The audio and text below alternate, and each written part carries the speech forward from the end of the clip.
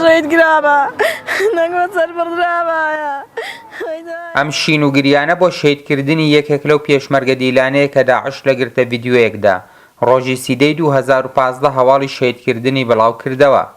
ئەو شەیدە ناوی سەردار ئەحمەدە و دانیشتووی ڕانیە و ماوەی 1 ساڵە بەدیل گیراوە لەلایەن چەکدارانی داعش.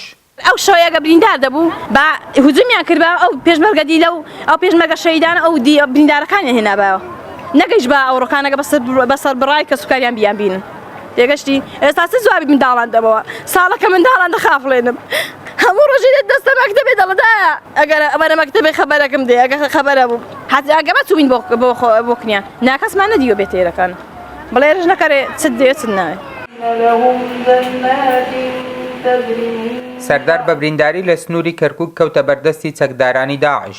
ئەو چەندین جار بە تەلەفۆن قسەی لەگەڵ کەسوکارەکەی کرد بۆ ئەوەی هەوڵ بدەن ئەو کەسە بدۆزنەوە کە چەکدارانی داعش لە بەرامبەر ئازادکردنی داوای دەکەن، بەڵام ئەو کەسە نەدۆزرایەوە و سەرداری شەهید کرا.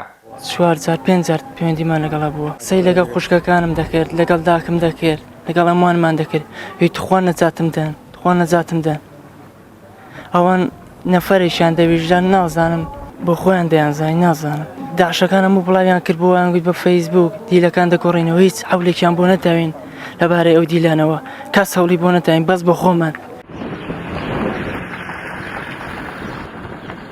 جەباریاوەر ئەمینداری گشتی وەزارەتی پێشمەرگە بە تۆڕی میدیایی ڕووداوی گوت لە شەڕی دژی داعش 52 پێشمەرگە بێسەر و شوێن و بەدیلگیراون. بۆ ئازادکردنی دیلەکان هەوڵماندا و لە هەوڵەکانیشمان بەردەوام دەبین. ماوەی 1 ساڵ بوو کە سوکاری سەردار لە هەموو دەرگایەکیان دەدا بۆ ئەوەی کوڕەکەیان ئازاد ببێت، بەڵام هیچ دەرگایەکیان بەڕوودا نەکرایەوە.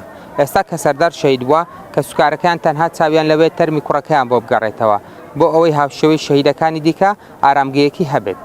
فەرمانچۆمانی ڕوودا و ڕانیە.